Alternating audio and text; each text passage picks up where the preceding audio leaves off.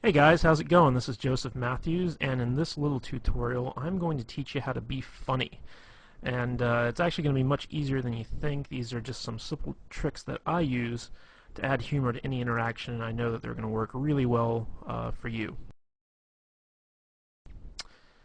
Alright, so the first thing I want to talk about is how serious humor really is. If you can't be funny when you're talking to someone, you really can't be all that interesting. Fact of the matter is, the funnier you are, the more fun you're going to be, and the more people want to hang out with you. So, you need to be as funny as you possibly can in order to attract the most attention. But the thing is that you don't have to be funny all the time. You just need to be funny when it's appropriate. And some well-placed laughter will bond a lot of good feelings to you from, the people that you want to basically impress. So the first thing I want to talk about is how humor is really a sign of intelligence. You see, only smart people really know how to be funny on purpose, okay? And when you make people laugh, they subconsciously associate your ability to be humorous with a high intelligence. And this puts you in a position of authority. And this is really important because, if people hold you in high regard, that gives you a higher social status. And we all know women are attracted to people with a high social status. It's in their nature. So the funnier you are, the higher you can raise your social standing in pretty much any situation you find yourself in. And here's another key that I really want to hammer home, and that's the idea that you don't have to be funny to be humorous. Don't worry about trying to be funny, okay? It really doesn't matter. A lot of what you say to be funny will not work, and the reason for that is that everyone has a different sense of humor, okay? Just being goofy and lighthearted will generate the same type of emotions that funny people do, even if you don't make people laugh, okay? The idea here is that you want to project the intent of being funny. So that kind of takes the pressure off in the sense that, you don't have to actually perform. You don't actually have to make people laugh. You don't actually have to tell them good jokes. You just have to have the intention to make people laugh and make people have a good time, and they'll pick up on that and appreciate that. Another big thing is, I don't want you to be afraid to mess up, okay? Being funny is an art form. You won't always succeed, but that doesn't mean that you shouldn't try, okay? Now, in our efforts to be funny, stuff happens, Sometimes you might insult somebody, sometimes you might take something too far so that it stops being funny, sometimes you might say something inappropriate in the setting that you're in. This is going to happen if you want to try and be a humorous guy, because being funny is about taking chances. It's about doing stuff that's unexpected. And sometimes it can backfire on you. But if this happens, don't worry about it. Just apologize and move on, If you say something that's inappropriate or insulting, just say, like, look, in all seriousness, I'm really sorry. I was just trying to be funny. Can you forgive me? All right, that's all you need to do if you take things too far. So don't worry about messing up, because everyone knows what it's like to try to be funny and bomb. It's happened to everyone at some point in time. So if you just acknowledge it and you ask for their forgiveness, they will usually grant it to you. Okay, and another thing I want to point out is the fact that humor is not hard to do. See, a lot of people think it is, but it isn't. The truth of the matter is that anybody can do it. If you think you aren't funny or entertaining, don't sweat it. You can be, and you will be. Okay, believe that it's possible for you to be a funny guy even if you aren't. This will help you a great deal. I know a lot of guys out there are saying, like, oh my gosh, I'm so boring, I have no personality, I can't be funny. Okay, get rid of that belief right now, okay? It's possible for you to overcome that, even if you're like the most boring guy on earth who speaks with like a monotone Ben Stein type voice. Bueller, the guy I'm talking about. Okay, even if you're that guy, you can still be humorous, okay? You just have to go with it. You can't be, clinging to that belief that, you're just not a funny guy. You can be and you will be, and I'm going to show you how. Okay, so let's talk about the elements of humor, and these are just quick and easy things that I personally use to be funny when I'm around women, and I'm pretty sure you can use them too. Okay, the first one I want to hammer on is this concept I call immaturity, okay? Basically, immaturity is that, you know, everything that was funny in the first grade is still funny when you're an adult. Okay, grown adults acting like children isn't funny, but grown adults talking like children is. So, you know, if you're like throwing a temper tantrum or whatever because you didn't get your way, you know, no one's going to find that funny. But if you start talking like a baby, but you still act like an adult, you know, that is funny. So let's just go over a few examples here. You know, like if you were ever a kid and you're on the playground and someone took your toy and you got mad at them, you'd say, "You're a doo-doo head." Okay? You know, and when you were a kid, you know, saying stuff like "you're a doo-doo head" was funny. So let's take that now when you're like a grown man. You know, let's say a girl says or does something you don't like, and you just kind of look at her and squint your eyes and say, "You're a doo-doo head." You know, that can be funny. All right. Another thing is, for instance, girls are icky. How many times growing up did you and your friends run around saying girls are icky? All right. Everyone's heard this stuff. Women who've been around kids have heard this stuff. So like let's say a woman comes to you and says like, "Hey, I've got a friend I really want to hook you up with." You can just tell her, "Ooh, girls are icky," or something like that. It really doesn't matter. You're just taking stuff that sounds immature and you're applying it to your grown-up adult persona. Another thing is you got cooties. Okay, that's a big kind of thing that immature kids run around talking about. So like let's say you're out on a date with a girl and she's having you're having dinner and she says, "Oh my God, the mashed potatoes are so good, you gotta try some." And she holds out her fork for you to like try a little bit of potatoes, and you just say, "Ooh, no, you got cooties." Stuff like that. Like it might not get like a big belly laugh. Sometimes it can be if it's unexpected, but most of the time, it's something that's like kind of fun and immature and humorous. So, again, we're creating these feelings that you're going to be a playful type guy when you act I shouldn't say when you talk immature. All right, the next concept I have, I couldn't think of a really good way to kind of encapsulate this with a word, so I call it going plaid. And this is really a lame Spaceballs reference. If you've ever seen the movie Spaceballs, they have light speed, they have hyperspeed, and then they have plaid. And going plaid means that you're going so fast that you actually turn the color plaid, which is like a mishmash of all these different colors. And basically, I use this concept to explain that you take a complaint or a criticism that someone makes of you, and you own it. And then once you own it, you take it way further than anyone ever really expected you to, okay? So let me give you some examples of this. Let's say you're out with a girl and you say something kind of stupid, and she says, "Ugh, you're such a dork." But she says it in like a fun way. Like she doesn't really mean it. She just says, "Oh, you're such a dork." And you can respond to that by saying, "You're right. I am a dork. I'm the king of the dorks, as a matter of fact. We always get together once a year and have an election, and I've won like the past 12 dork years in a row. And wait till you see my massive Star Wars figurines collection back at home. It's going to make you so hot you won't be able to resist my dork-like charms." That's what I mean by going plaid, is you take something that could be considered something that's negative, and not only do you own it, but you take it to its most ridiculous extreme.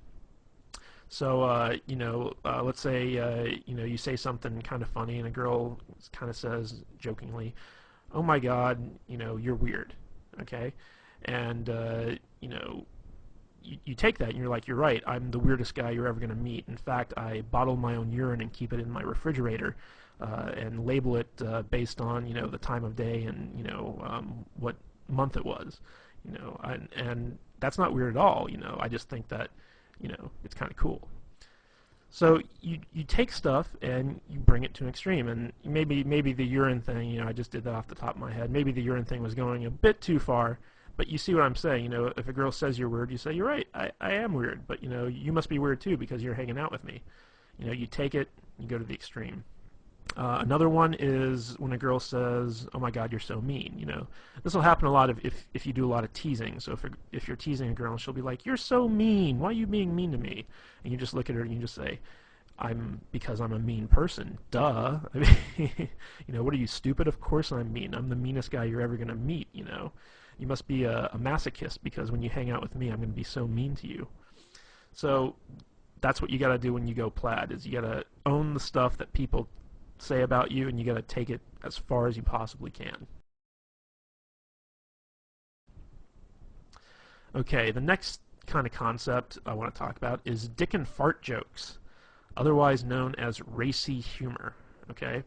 Now, a lot of guys kind of shy away from this stuff, but you can't be afraid to joke about inappropriate stuff with women. Okay? Sometimes guys are afraid that it might be too sexual and it might scare the girl off or whatever, but the fact of the matter is, girls love dirty jokes as much as guys. And, in the off chance that they don't, if it is inappropriate or it's not their type of humor, once you find that out, shy away from it. Don't do it again. But, you should always not be afraid to kind of go out and give it a try. So some of the things I like to kind of lump in with the whole dick and fart joke mentality is exaggerating what women, find attractive. Okay? So, like, let's say that women like tall guys, okay? I'm not saying all women like tall guys, but let's say you meet a woman who does like tall guys, and you're like, oh my God, you're so into tall guys, like, you like the 8-foot giant people, everyone's a a midget to you because you only like guys who are like 10 feet tall. That's what you can do, and you can point out like really tall guys and be like, you see that guy right there over there? Yeah, he's not tall enough for you. Okay, he could be like, a basketball player 8 feet tall. You'd be like, no, he's not tall enough for you. You like taller guys. You like taller guys than that. So take some stuff that women like and exaggerate it. Accuse them of being sexual deviants. This always works really, really well. I don't know why, but when you look at a girl and you start accusing her of being into like some crazy stuff, one of two things will either happen. She'll either completely deny it, in which case you take it further, or she'll play along with it, in which case you take it further. Okay, so let me think of an example of this. Just be like, you could look at her and be like, oh my God, look at you. Like, I bet you're like the type of girl who loves to be like tied up and spanked. Like that totally seems like your personality. Like you're the spanking girl. You just love to spank people. Or you could also take it, be like, oh my God, like you're such a dominatrix in training. Like I bet you have like a bunch of whips and chains at home, and you can't wait to get me home and violate me in all sorts of different weird ways. Like you're scaring me. Like I really don't want to hang out with you right now. Okay, like that's the type of stuff that I mean when you talk about accusing them of being sexual deviants. Another thing is talk about how they want to rape you or take advantage of you. Now, this is a little bit of a role reversal thing because a big fear that women have when they're dating guys is that they're going to be raped or they're going to be taken advantage of in some way. But you can actually use this to your advantage by turning it around and saying stuff like for instance, if she brings you a drink, you can say like, you didn't slip a roofie in this, did you? Because the last thing I want to do is wake up in bed and find out that you completely took advantage of me. Or if she gives you a drink, you say like, are you trying to get me drunk? Because I'm not that type of guy. Stuff like that. You want to kind of accuse her of being the one trying to get you into bed, okay, or trying to take advantage of you in some way. And this is funny, but it also has like some underlying sexual tension aspects to it, which can be really fun. Another thing is to make fun of bodily noises. Like everyone thinks fart noises are funny, and you can just sit there and be like, with your mouth just go. And then accuse her of being farting. Just look at her and be like, ew, I can't believe you. Ew. It's funny because it's obvious you're the one doing it, but you're accusing her, so, it gets some laughs. And the last one is to accuse women of having outrageous fetishes. Okay, and this is stuff that where you take the most mundane thing and you turn it into a fetish. Okay, so for instance, like let's say that you're talking to a girl and she's complaining about having to go to the optometrist to get her eyes examined, and you can say something like, you don't fool me, I know your secret, you have an optometrist fetish, like you have optometrist porn at home that you secretly jerk off to, and you can't wait to go to the optometrist because like you're in love with the optometrist. You take mundane stuff and turn it into a fetish. Like, lots of girls love to shop for shoes. So you say, like, oh my God, you have such a shoe fetish. Like, if those shoes were like a man, you'd totally have sex with them. That's what I mean by turning stuff into outrageous fetishes. Okay, recall humor. Recall humor is basically taking what was funny once and continue to have it be funny again. And this is really where inside jokes come from. So basically, take something that you both thought was funny, that you both laughed at, and reference it again whenever you want it to be funny again. Let me give you some examples of this from my own life. There's a TV show on USA Network. It's called Psych, and it's about this guy who pretends to be a psychic and helps the police solve murders or whatever. And there's a lot of really funny lines in this show. And me and a girl, she used to come over to my place and watch the show with me because I got her into it. And there was one episode where there was a line that the main character used, and he basically said, "Are you a fan of delicious flavor?" And me saying it right now, it's not all that funny, but in context, it really was. So me and the girl laughed really hard at that. And so every time I'd call her up, I'd start off the conversation by saying, "Hey, are you a fan of delicious flavor?" And she'd of course say, "Yes, I am." And I'd be like, "Well, then I got a treat for you." And then I'd talk about something cool that we were going to do. So that's a good example of recall humor, where you take an experience that the two of you shared, the two of you had a really good laugh at, and then you bring it up and you apply it to other stuff. Another example of this is if you've ever seen the movie Forgetting Sarah Marshall, which is kind of this romantic comedy. There's a part in there where this guy basically meets this other guy. He's British, and he says, "You sound like you're from London." He kind of does this impersonation of like a British accent and says, "You sound like you're from London." And I went to go see this movie with a girl when it was out in the theaters. And this girl couldn't stop laughing when the character said that. She just thought it was the funniest thing in the world. So every time I'd get together with her thereafter, one of the first things out of my mouth is I'd look at her and I'd say, "You sound like you're from London." And she'd just start laughing and she'd smile and stuff like that. And it was fun. It was recall humor.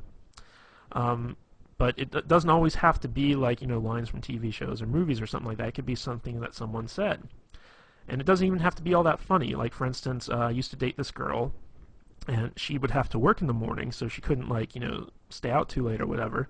So basically, by 10 o'clock or what have you, she'd have to be at home and in bed. And she used to say, that, if she doesn't get home in time, she's going to turn into a pumpkin. So I would use that. And whenever we were out, I'd look at the time and say, uh-oh, you're only a couple minutes away from turning into a pumpkin, or something along those lines. And it was, it's this kind of fun thing where you have this inside joke that, no one else really gets except the two of you, because you're the only ones that really experience that. So if you've ever had that experience with a girl, be sure to call it back up and use it when you need to. Okay, the next thing I want to talk about is ambivalence, and this is actually one of my favorite ways to be funny, basically. And what ambivalence is it's basically you look forward to something bad happening, or you take pleasure in someone else's misfortune, and you're also kind of unresponsive to bad things. And the reason that this works is because these types of reactions are really shocking and surprising, and because they're so unexpected, they are therefore funny. I'm going to use an example of this. If you've ever seen the movie Private Parts by Howard Stern, there's a whole scene in there where he talks about being in Vietnam and thinking it's unfair that that they miscounted the number of confirmed kills he got, because what he did was he went and he found a school full of Vietnamese children, threw a grenade in there and killed like 80 of them. And when his sergeant, came to count the bodies, he said, "Private Stern, these are kids. That counts as one kill." So, this kind of horrible story about, going to a school and killing like 80 children, and being upset that it only counts as like one kill, That's an example of ambivalence. You know, you're taking this horrible, horrible act in wartime, no less, and bragging about it and being upset that you didn't get credit for killing all those children. So that's kind of an example of ambivalence where you take something bad and you actually kind of take some type of delight in it.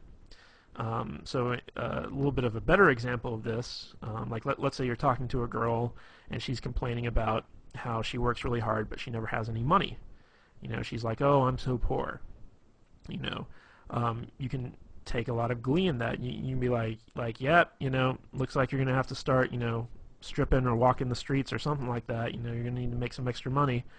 You just kind of take pleasure in the fact that she's poor, and you start kind of trying to get her to do all these terrible things to make money. Like looks like you're gonna have to be a drug mule. I'm gonna have to fly you down to Mexico and shove condoms full of cocaine up your butt and then take you back across the border in order to help you pay a rent.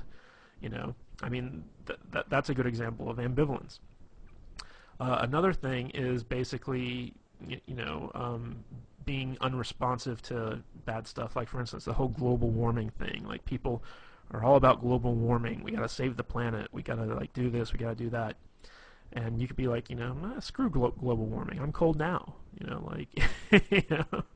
It's like I want it to be hot. I want the world to be warmer because it's freaking cold out and I don't like the cold. So that's another example of ambivalence. And ambivalence really stems from just like being lazy and not caring. Okay, that's how this humor works. Is everything that someone says to you, like you can just be like, whatever, and it's funny. All right, here's another thing I call gayness. Now, I'm not saying that gay people are bad or whatever, but you got to admit that gay people are funny. Gay men, masculine men doing feminine things is always good for a laugh. And stories are also always much funnier when they're told in a gay voice. So, whenever you're hanging out with a girl or whatever and you start talking gay, she's going to enjoy it. She's going to laugh because it's something that's like different from who you really are, which is, hopefully, a straight, heterosexual, masculine man. So, like sometimes I'll be like, hey, it's gay story time, and then like I'll tell like a normal story that I was gonna tell anyway, but just do it in a gay voice. Be like, I'll say something like, oh honey, you don't even know, like, oh my god, the thing with the thing and that guy, oh my god, I can't believe he said that. I'll just go off and I'll riff, but I'll do it in a gay voice. And women, for some reason, I don't know why, they always love it. I don't even think my gay voice is all that good, to tell you the truth, but they like it. Okay, and another great way to use gayness is to pretend to be one of her girlfriends. Like if a girl starts talking about, like something that she'd normally talk about with her girlfriend, I'll be like, wait, pause 1 minute. I'm just going to take my balls, I'm going to put them in this imaginary jar here, like, okay, I'm putting my balls away. I'm totally your girlfriend right now. Just talk to me like your girlfriend. So, sweetie, what's the problem? And then, so it'll be funny and she'll laugh and then she'll start telling me. So you can do a lot of stuff about like, kind of emasculating yourself, acting gay, talking gay, things like that, and, women like it. Okay, another thing is ridicule and teasing. Here's an interesting fact, is that people hate to be made fun of when they're the ones being made fun of. Okay, they hate ridicule when they're the target, basically. However, people love it when other people are made fun of, especially people in authority or people they personally don't like. Okay? So, let's say you're sitting down with a girl in a restaurant for dinner and your waiter's like, a real jerk, or he's not a very good waiter or whatever. You could start making fun of that waiter. Just start, ridiculing the guy. Don't do it when he's around, but as soon as he leaves, just turn to the girl and just be like, oh my god, that guy's asshole is puckered so tight you couldn't pull a pin from it with a tractor, and she'll be like, oh my god, yeah, and that brings up another thing, is that when you make fun of other people, it creates a sort of bond between the two of you, because it's almost like you're confiding in them your dislike of something else, and you can be united in your dislike for something. So she talks about something that she doesn't like or someone she doesn't like, pounce on that, start making fun of it, and she'll start making fun of it too, and before you know it, you two have created a bond over that. Okay? So, use ridicule to ridicule other people, but never, ever, ever ridicule yourself or the girl that you're with. Okay? When you turn ridicule on someone else, they'll tend to get defensive, or it'll lower their self-esteem or what have you. What you want to do is, if you're going to target the girl that you're with, tease her. Okay? And there's a difference between ridicule and teasing. Okay? Good-natured teasing is funny, but if you take it too far, it becomes ridicule. Okay? So when you tease a girl, it's kind of, I'll use an example that we used in the past, where you start making fun of an outrageous fetish that she has. Okay, like let's say she really likes Brussels sprouts, or okay, I got a better one. Let's say she really likes Chinese food. Okay, and she's sitting there, she's like, oh my God, this Chinese food's so good, and I'm just like, oh, look at you, you're so into Chinese food. If Chinese food were a man, you'd totally have sex with it. That's an example of teasing. But like looking at a girl and saying like, oh my God, you look so fat in those jeans. That's not teasing. That's being mean. So you want to walk that fine line. But if you ever got to ridicule someone, always ridicule someone other than yourself or the girl that you're with. Make sure that it's someone that she doesn't like, or someone in authority, like for instance the president. Even if she likes the president or she dislikes the president, whatever, it's always funny to make fun of people who have some type of authority position. You can also make fun of her boss, or your boss, or whatever, someone that has some type of authority over you. Alright, the next one that I want to talk about is impressions. Now, the fact of the matter is, everybody loves impressions, even the bad ones, okay? So, if you want to be funny, when you're telling a story, always do impressions of the different characters that are in the story. It could be a story of you and your friend Bob, and every time, Bob says something, you do it in the Bob voice, and the Bob voice can be something like a really high-pitched, whiny type thing. There's a guy in my group of friends, and his name is Adam. And me and my friends always do impersonations of Adam whenever we tell stories. And when I talk about my friends to the girls I'm with, I use this Adam impression. And it's kind of funny because, Adam, he has this really deep voice, but when we when we do our impression of him, we make him sound like a complete idiot. So we'll say like, yeah, yeah, I really like that, yeah. And that's our Adam voice, okay? And it totally sounds nothing like him, but it's a funny voice. So like when we tell the stories to the girls and we use our Adam voice, the girls really laugh, and they're like, does he really talk like that? And you're like, no, actually, he's got like a really deep voice, but we just like to use that voice. And before long, sometimes the girls even start doing the impressions like that. So you don't even have to worry if you can't do good impressions. Like, do bad impressions and then brag about how bad they are. So for instance, like let's say you're doing an impression of the girl you're with. Like obviously it's hard for guys to impersonate female voices, so you can just do it in a really high-pitched, shrilly voice. It's like, oh, I'm so tired, I don't want to go out. Why are you making me go out to dinner with you? I don't even like this place. You can start pretending like that's like your impression of her, and she'll be like, I don't sound like that. And you're like, I don't sound like that. And it's a bad impression, but it's funny.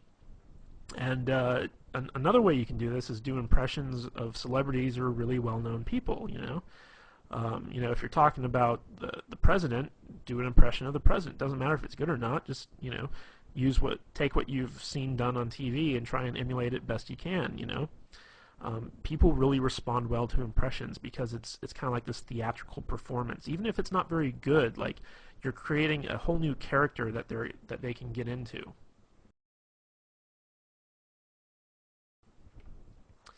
All right, the next thing I want to talk about when it comes time to be funny is talking with stereotypes. Now, all stereotypes are funny because there's always some measure of truth to them. Even if they're completely offensive and out of left field, they're still funny. So for instance, if you're like an uptight white guy like myself, throw in some ghetto speak. When I meet up with a girl, like if I call her up on the phone, one of the first things out of my mouth is sometimes, hey, what's the dealio? you know? I don't really talk like that. I don't say like, what's the dealio, you know? Like, it doesn't sound right coming out of my mouth. But, you know, when I'm calling up a girl and I want to be funny and playful, I use like what I like to call ghetto speak, which, you know, like ebonics and, you know, stuff like that. It's like, call her up, hey shorty, what's happening? You know, I mean, like really, you know, dumb stuff like that when it comes to me saying it. Now, on the flip side of that, if you're a ghetto black guy, talk like an uptight white guy, you know? Dave Chappelle does this really well, where he has this very white voice that he uses sometimes, and that's funny, you know, because you're kind of playing into this stereotype that white guys have like this very proper diction, and you know they're very uptight. If you're an Asian guy and you want to talk like Hong Kong Phooey, you know, with like the Asian voice, you know, go for it, because Asian guys can pull that off. Even though it's like very offensive and stereotypical, it's funny. If you're an Indian, talk like Habib, you know, like the guy from The Simpsons. It's like, thank you've come again, you know, that type of thing. You can get away with it because you're Indian, you know. If you know other people were doing it, it might be offensive, but you got to take stereotypes and instead of being offended by them, use them to your advantage. And when you do this, you want to take those stereotypes and blow them way out of proportion, you know, like just take them to their furthest extreme. People love it. Okay, another thing is sarcasm.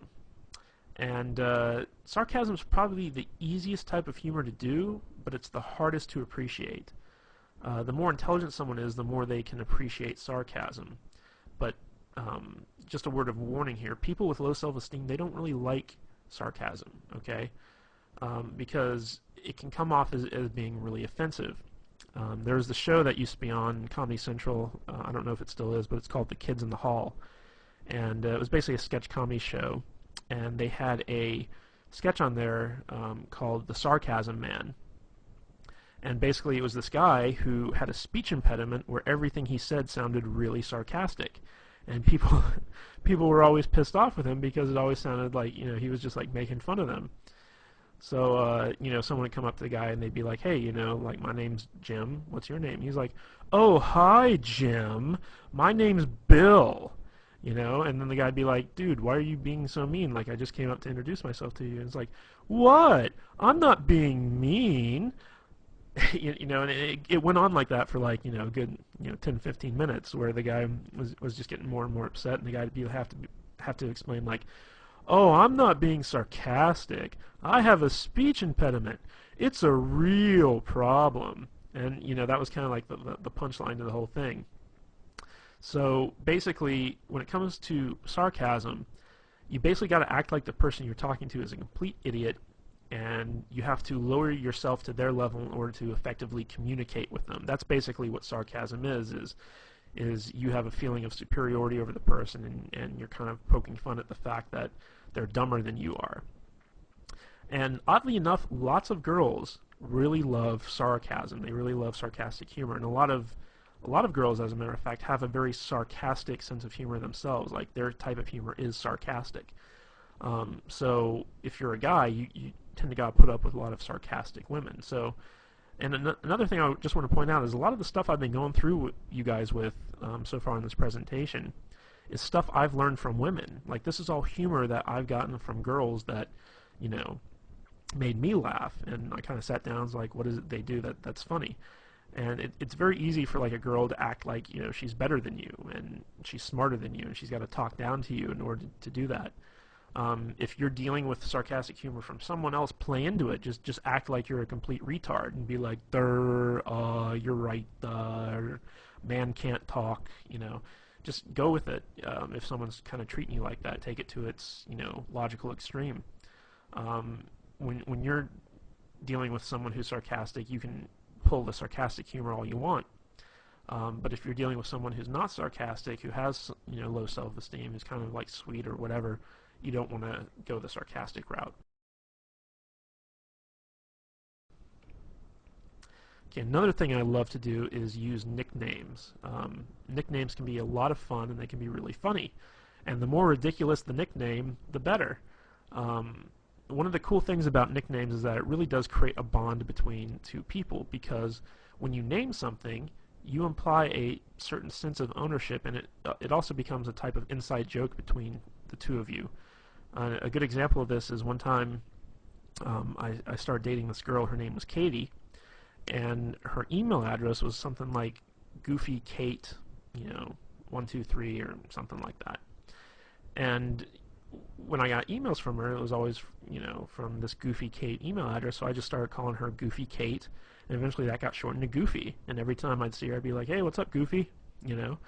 And she'd laugh and whatever. But to me and her, it was she was Goofy. That was her name. There was another girl I met where I used to call her Fuzzy Bunny. I don't even remember why. I just called her like Fuzzy Bunny for no real good reason, but that name kind of stuck. She was my little Fuzzy Bunny. And as long as like you're not calling women like really offensive names, like bitch, slut, hoe, even though I have had girls who I nicknamed that never to their face, but whatever. You kind of have this kind of endearing inside joke. And whenever you're in a relationship with someone, eventually nicknames like kind of pop up. So it's always good to kind of like be the first one to go out there and do that and start referring to them in that sense. All right, bad jokes. Good jokes are hard, bad jokes are easy. That's just the long and short of it right there. So if you're going to tell jokes, don't even try to tell good jokes. Just use bad jokes because they're easy. You can go online and find like a billion bad jokes. Word of wisdom, though, the shorter the jokes are, the better. Okay, and remember our little talk on immaturity a little bit earlier. First grade humor is always funny, and so if use bad jokes that would make like a kindergartner laugh. Now, it might not get you an actual laugh from the girl, but it doesn't matter because it's a playful thing. It's fun, and you can also turn it into a game. So, for instance, you could just look at her like if there's a lull in the conversation or whatever, you could just say, "Hey, why'd the monkey fall out of the tree?" And she'd be like, "I don't know." And you're like, "'Cause it's dead, duh." I mean that's a bad joke, but it's just something funny. And then you can be like, "Okay, your turn. It's your turn to tell me a joke." And then she tells you a joke, and it can be a good joke or a bad joke or whatever. And then like the idea is like in the game, who can tell the worst joke. And another thing I like to lump into the bad joke category are bad pickup lines, because once you get to know a girl, like once you're past the point of meeting her and you're actually dating and stuff like that, bad pickup lines actually work. Surprisingly enough, they do. Like you could meet up with a girl to go see a movie, for instance. Let's say two of you get together, and you're like, "Damn, girl, did you wash your pants in Windex? Because I can see myself in them." I mean, like that's a really bad pickup line. It would never work. But if you already know the girl and you use that, she's gonna think it's funny. She's gonna let it go. Like I do this all the time. I take every bad pickup line I can possibly think of, and I use it whenever I meet up with a girl I know. And it's really fun. It's really funny. All right. Another favorite tactic of mine is to steal stuff that's already funny. It's hard to think of funny stuff on your own, but there's tons of stuff out there that's already humorous and will guaranteed to make people laugh. So think of great jokes that you've heard from comedians and well-known celebrities and use them. Talk about them for your own gain. Tell the joke in a story as if you're impersonating the comedian. I don't know if you've ever seen people like Chris Rock in stand-up, but these guys are really, really funny. And you can even say to a girl, it's like, "Hey, you ever watch Chris Rock?" And she's like, "Oh, I love Chris Rock." Then you can say like, "Oh my God, I saw his stand-up one time, and he has this story about like the only goal of a guy who has a daughter is to keep her off the stripper pole." And then you can actually go into the exact same routine that Chris Rock uses in his stand-up and just like repeat it word for word, and it's still funny. Like women get it. Like then there's this whole other Chris Rock thing about having the dick in the jar. Like how every woman has like a guy friend who, in case she breaks up with her current boyfriend, she goes to him and just uses him for the rebound, and he calls that the dick in the jar. Break in case of emergency. So I love Chris Rock stuff, so I have a lot of his stuff kind of memorized so that if there's a lull in the conversation or I want to make the girl laugh or talk about something funny or take the conversation in a new direction, I can just pull out, something I love from Chris Rock, Dave Chappelle, Robin Williams, whoever, and just start, reciting it word for word, and maybe even do an impression of them while I'm doing it. So steal stuff that's already funny. It works really good. Okay, now let's talk about self-depreciation. Okay, this is the type of humor where you're basically making fun of yourself. And of course, people love ridicule as long as it's not directed at them. Now, self-depreciation humor actually does a lot of good things on your behalf, because if you're able to be self-depreciating, it shows that you're cool, because you can poke fun at yourself and not get upset. And women really like it when a guy has the ability to kind of make fun of himself, because it shows that he's not pompous, that he doesn't have hubris, and that he's confident enough to kind of take a licking and not kind of get angry or upset. Because whenever someone gets made fun of and they get upset about it, it shows that there's some type of problem with their self-esteem.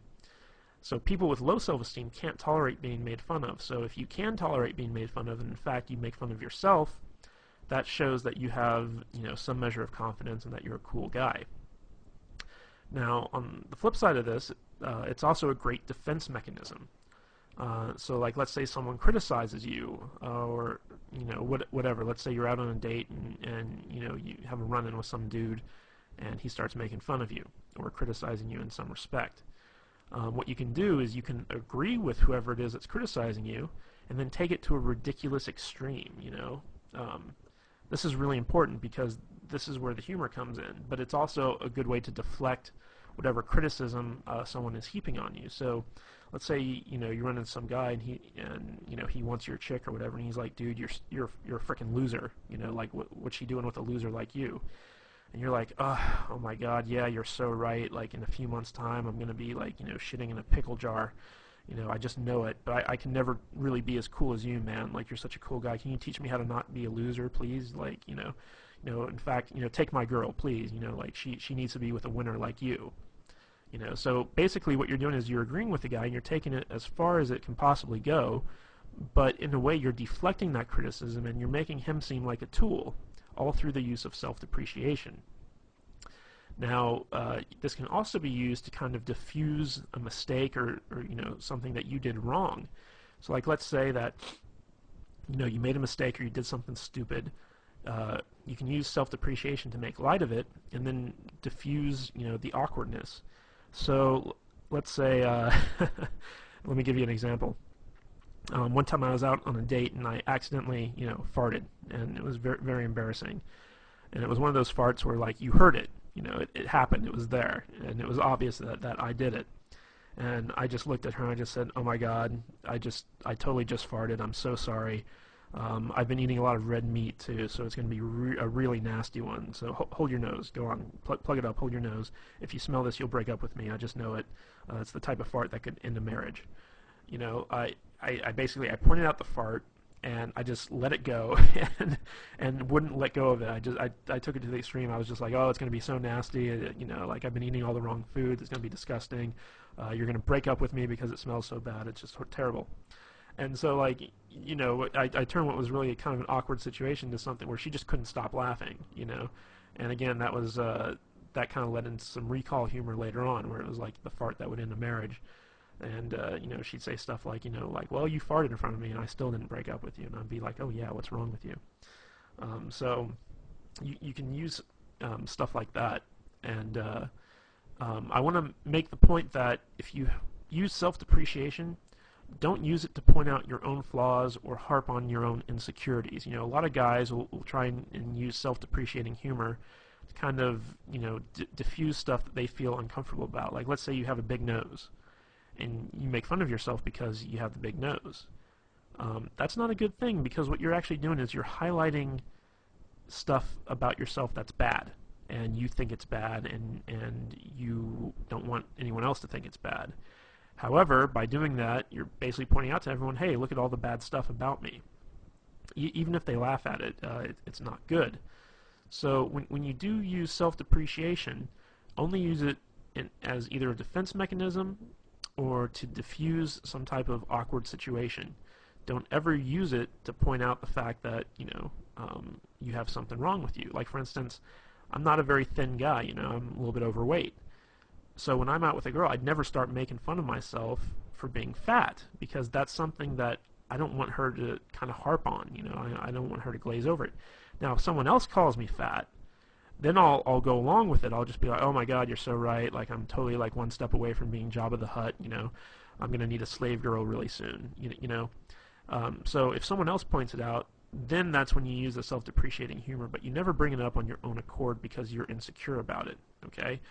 Most of the time, people won't even notice stuff that you're insecure about until you bring it up, and then they can start holding that against you because they know that, you're kind of wishy-washy on it. So, just as an aside, never use self-depreciation to point out your own flaws or harp on your own insecurities. But the biggest key to being funny is to have fun. If you have fun, the humor will come naturally, okay? If you're just able to sit back and relax, not worry about anything, not worry about censoring yourself, not worrying about messing up, you will naturally, if you're an intelligent person, which I'm fairly certain that you are, be a funny person. You'll pick up on stuff, you'll crack jokes, you'll have a good time. Remember, humor is all about feelings. It's not about really getting a response. It's not about making people laugh. It's about making people feel good. The better you can make people feel, the more they'll like you, and the more personality you'll display. Even if you're not a funny guy, just be super, super positive. People like positivity. And if you can mix that positivity in with some fun every once in a while, people will like you even more. So out of everything I told you about, if you can't even remember one of those little concepts about how to be funny, just have fun. The more fun you have, the more naturally funny you'll be, and the easier it'll be to make people laugh and have a good time with you. Alright guys, that's all I have for the video. I hope you really enjoyed this thing. Like I said, I got most of this material, most of these concepts from girls who use them on me. So this is stuff that I know for a fact girls respond to. I use all this stuff in every one of my interactions, and I always get a good response from it. So if you need to, watch this video as many times as you want, learn the concepts, and actually go out and start using them, and you'll be absolutely amazed to see the type of responses girls give you. Alright guys, this is Joseph Matthews, and I'll catch you later.